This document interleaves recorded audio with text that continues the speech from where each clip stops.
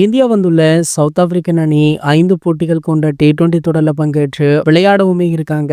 இதுல முதல் T20 போட்டி டிசம்பர் 9ஆம் தேதி நடைபெறவுள்ளது. இதனைத் தொடர்ந்து 2வது T20 போட்டி டிசம்பர் 11ஆம் தேதி தர்மசாலாவிலும், 3வது போட்டி டிசம்பர் 14ஆம் தேதி லக்னோவிலுமே நடைபெறும் அப்படின்னுமே அறிவிச்சிட்டாங்க. அடுத்து கடைசி T20 போட்டிகள் டிசம்பர் 17 மற்றும் டிசம்பர் 19 ஆகிய தேதிகள்ல லக்னோ மற்றும் அகமதாபாத்ல நடைபெறும் அப்படின்னுமே அறிவிக்கப்பட்டிருக்கு. இந்த தொடருக்கான இந்திய அணில யார் யாருக்கு இடம் கிடைக்கும் அப்படின்ற தகவலுமே தற்போது வெளியாகி வைரலாகிட்டு இருக்கு.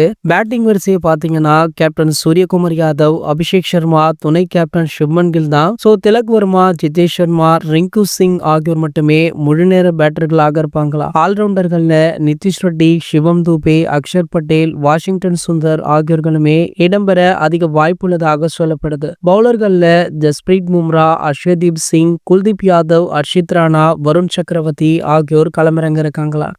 இந்த தொடர் அனைத்து வீரர்களுக்குமே அரிய வாய்ப்பாக பார்க்கப்படுது. இந்த 5 போட்டிகள் கொண்ட T20 தொடர்ல தொடர்ச்சியாக படுமோசமாக சொதப்பும் வீரர்களுக்கு அடுத்த ஆண்டு பிப்ரவரியில் நடைபெறவுள்ள T20 உலகக்கோப்பை 2026 தொடர்ல இடம் கிடைக்காது அப்படின்னு கருதப்படுது.